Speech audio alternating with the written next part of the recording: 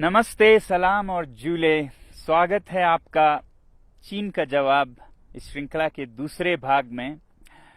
उम्मीद है आपको मेरी आवाज़ सुनाई दे पाएगी। यहाँ पर हवाएं चल रही हैं, बल्कि कल तो इतनी हवाएं चल रही थी कि हम रिकॉर्ड ही नहीं कर पाए, इसलिए देरी हुई, क्षमा कीजिएगा। आज हम थोड़ी बड़ी माइक लेके आए हैं, उम्मीद है अच्छी तरह हो पाएगी। तो मैंने पहले भाग में ये कहा था आपसे कि हम आपके सवाल, आपके कमेंट्स का जवाब देंगे इस भाग में, तो इसलिए हम आए हैं। और सबसे पहले जो बहुतों ने ये पूछा है सवाल, वो लेते हैं। पहला सवाल है, क्यों बायकॉट करें चीन को? क्या ये नफरत फैलाने के समान नहीं है? जी नहीं, नफरत फैलाने की बात नहीं है। जैसा मैंने पहले कहा है, चीनी लोगों से हमें कोई समस्या नहीं, बहुत अच्छे लोग होते हैं, मेरे बहुत दोस्त हैं। हमें समस्या है तो चीनी सरकार से, तंत्र से, जो कि विस्तारवादी है, जो कि शोषण करती है, उनसे समस्या है। चीन के हर बात पे दुनिया खामोश रहती है, तो ये एक वेकअप कॉल है जो हम दे रहे हैं। चीन के अंदर ही 140 करोड़ लोग लगभग बंधुआ मजदूर की तरह काम करते हैं, हुकूक अधिकार नहीं है, कुछ बोलें तो वो गायब हो जाते हैं, और दुनिया उस पर खामोश है और सौदा करना चाहती है, बिजनेस एज यूजुअल। अंदर जाएं तो तिब्बतन बुद्धिस्ट 60 लाख में से 12 लाख मारे गए, लगभग 6000 मंदिर मठ तोड़े गए। दुनिया खामोश है, हम बिजनेस करना चाहते हैं। बात करते हैं सिंगजांग में युगुर मुसलमानों की। करोड़ की जनसंख्या है और 10 लाख युगुर मुस्लिम्स जेल में बंद हैं अभी इस वक्त, और हजारों मस्जिदें तोड़े गए हैं। दुनिया खामोश है, हम सौदा करने की बात करते हैं उनसे। श्रीलंका को देखिए, चीन के कर्ज में दबी जा रही है।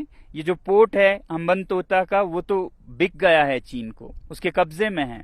पाकिस्तान इतने कर्ज में डूबा है कि शायद ये देश भी एक गुलाम सा हो जाए। दुनिया खामोश है, सौदा करना चाहती है।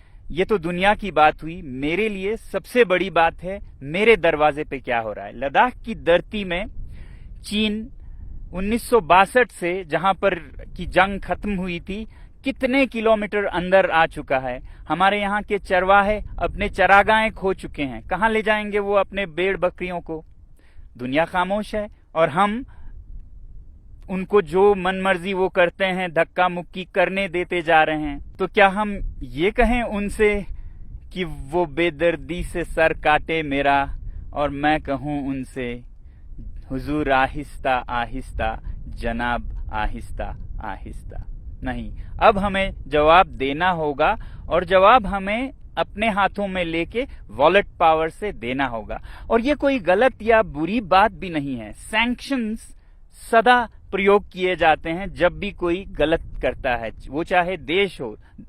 उत्तरी कोरिया पर सैंक्शंस लगाते हैं देश, तो हम क्या अपने पर्सनल इकोनॉमिक सैंक्शंस नहीं लगा सकते इन देशों पर?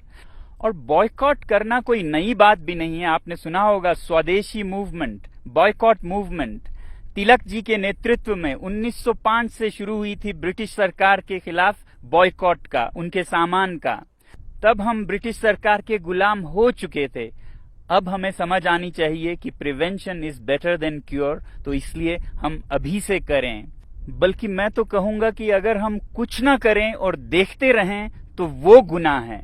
जुल्म करना गुनाह है तो जुल्म सहना भी गुनाह है। आप में से बहुतों ने दूसरा सवाल पूछा है, जनता को क्यों करनी पड़ी बैन या बॉयकॉट? हमारी सरकार क्यों नहीं बैन करती चीनी सामान को? देखिए, सरकारों के बंदिशें होती हैं, प्रोटोकॉल्स होती हैं, व्यापार बहुतरफा होती हैं, तो इसलिए सरकार के लिए शुरू में मुश्किल हो सकता है। मगर अगर जनता करे, जनता की अपनी मर्जी है, चॉइस है, कस्टमर इज द किंग, तो कोई दुनिया की ताकत उसे पूछ नहीं सकती कि आप ये क्यों नहीं खरीद रहे हैं, वो क्यों खरीद रहे हैं। वैसे भी हम सरकार के लिए क्यों इंतजार करें? जब लोग कुछ करने लगे तो सरकार वैसी ही नीतियां बनाती हैं जो लोगों की, जनता की मूड होती है। अमेरिकी राष्ट्रपति कैनेडी ने कहा था, ask not what the country can do for you, ask what you can do for your country. क्या ये व्यावहारिक या संभव भी है कि हम चीन जैसे बड़े देश के सामान को बॉयकॉट कर सकें?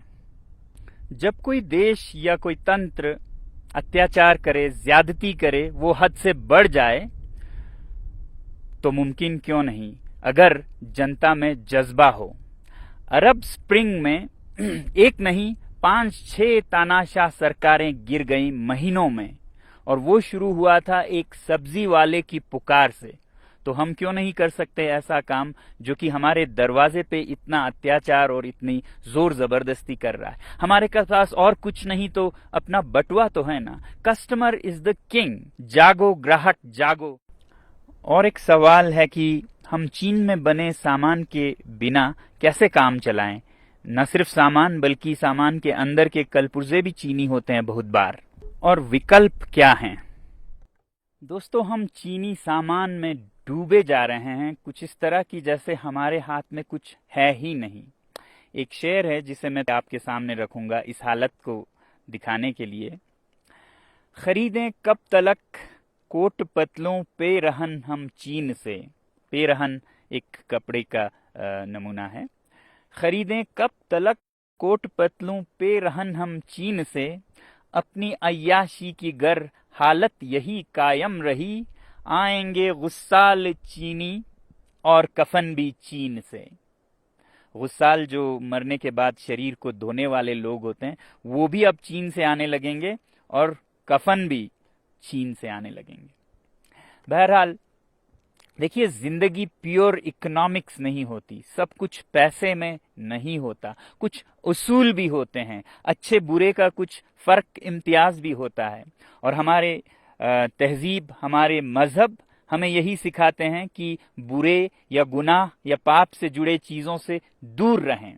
जैसे आप देखेंगे कि हमारे मुसलमान भाई शराब से दूर रहते हैं, कुछ भी हो वो नहीं पिएंगे। हमारे सिख भाई सिगरेट से दूर रहते हैं, तंबाकू से। हमारे हिंदू भाई गौ मांस से, या जैन समुदाय के लोग तो मांस ही नहीं बल्कि लहसुन, प्याज ऐसे चीजों से भी वो नहीं खाते हैं। तो जहां भी वो जाएं कभी सफर में, यात्रा में, तो क्या वो भूखे मर जाएंगे? नहीं। अगर दृढ़ निश्चय हो, पक्का इरादा हो, तो एक इकोसिस्टम, एक हालात बनती जाती है उस रास्ते में। जब हम बर्दाश्त करके चलते हैं तो आप देखेंगे कि ऐसे भोजनालय, रेस्टोरेंट्स निकलेंगे जो जैन फूड सर्व करेंगे। तो 1 साल 2 साल में एक नया इकोसिस्टम बन जाता है। उसी तरह अगर हम ये चीन के सामान को भी गुनाह से जुड़ी समझे, जैसा कि मैंने कहा इसके पीछे अत्याचार है, तो 1-2 साल में सारे दुनिया के देश और अपने हमारे देश में ऐसी चीजें बनने लगेंगी कि हमें इसका याद भी नहीं होगा कि हम ये नहीं कर पाएंगे, ऐसा सोचते थे। तो इसलिए मैं कहता हूं कि boycott made in China, software in a week, hardware in a year, और फिर हार्डवेयर में भी finished products, non essentials in a year, components, raw materials and essential products in 2 years। हम योजनाबद्ध तरीके से चल सकते हैं अगर हमारे अपने में सूझबूझ है। कोई ऐसा नहीं है कि कल या परसों ही हम सब कुछ बंद करें।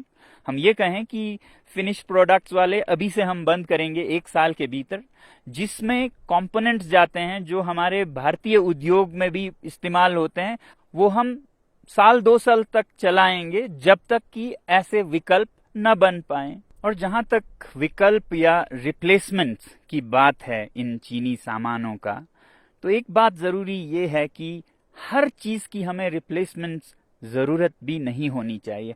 हमारी जिंदगी सादा भी हो सकती है। इस लॉकडाउन में हमने देखा कि कितने कम चीजों से हम खुशी पा सकते हैं, और सस्ते माइंडलेस कंज्यूमरिज्म में लाए गए ये चीनी सामान जो कि हमें जरूरत भी नहीं है, 10 जोड़े जूते, 50 जोड़े जुराब, क्यों जरूरत है इनकी? क्या हम एक सादा जीवन नहीं जी सकते हैं? बदल सकते हैं जिंदगी के शैली को कि हम थोड़े में ही गुजारा करेंगे मगर साफ अच्छे चीजों को ही अपने जीवन से जोड़ेंगे। इसलिए ilivesimply.org पे जाइए और देखिए सादा जीवन कैसे जी सकते हैं, अपने पर्यावरण को, अपने पृथ्वी को, जीव जंतुओं को कैसे बचाए हुए खुशी का एक जीवन जी सकते हैं।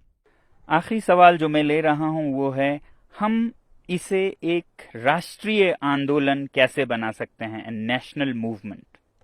देखिए, मैंने एक छोटी सी पहल की है लद्दाख से। ये मत उम्मीद कीजिएगा कि लद्दाख से कोई एक आदमी इसको चलाएगा। इस बटुए के आंदोलन में हर नागरिक एक सिपाही है और ये उतने ही दूर तक चलेगा जितना आप इसे ले जाना चाहेंगे। तो मुझे उम्मीद है कि भारत का हर नागरिक इसे एक अवसर, अपॉर्चुनिटी बनाएगा आत्मनिर्भर भारत बनाने का। हमारे जो सेलिब्रिटीज, इन्फ्लुएंसर्स और नेता हैं वो युवा पीढ़ी को नेतृत्व दे सकते हैं इस मामले में, और मुझे बहुत उम्मीद है कि आप लोग भी अपना रोल निभाएंगे देश प्रेम का। जो भरा नहीं है भावों से, बहती जिसमें रसधार नहीं, वो हृदय नहीं है, पत्थर है जिसमें स्वदेश का प्यार नहीं। जय हिंद।